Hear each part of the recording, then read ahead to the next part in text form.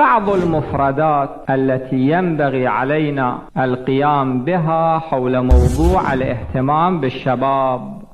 أولا الإقناع. الإقناع يعني أن نضع الشاب في الصورة الكاملة للحدث، هذا معنى الإقناع. نمثل بمثال: في إفريقيا في بعض النقاط أكو مياه ملوثة، يتناول هذه المياه يبتلى بأمراض قد تكون قاتلة.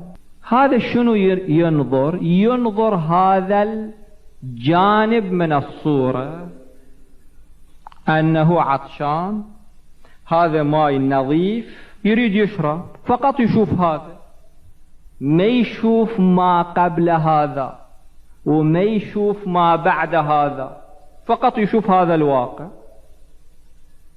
الإقناع يعني أنتوا تشرحوا له الواقع هذا وما قبله وما بعده. هذا ماء ملوث، شوف هذا شرب من هذا الماء، الآن دا يموت، هذا أمامك، هذا النموذج، لا تشرب هذا الماء، هذا ماء أكو في القنينة، ماء صحي. هذا يقال له شنو؟ الإقناع في مسألة صحية. هذه الحالة موجودة في القضايا الاجتماعية، في القضايا الدينية. امرأة أكو بنت في البيت تحجب، يقول ليش أتحجب؟ سؤال هذا، ليش أتحجب؟ بأي مناسبة؟ لازم تتحجبين. هذا مو إقناع، هذا فرض. هذا المنطق ما يمشي عادة، منطق لازم، منطق إقناع. أكو ملايين النساء المحجبات، ليش دول محجبات؟ اقتنعنا بفكرة الحجاب.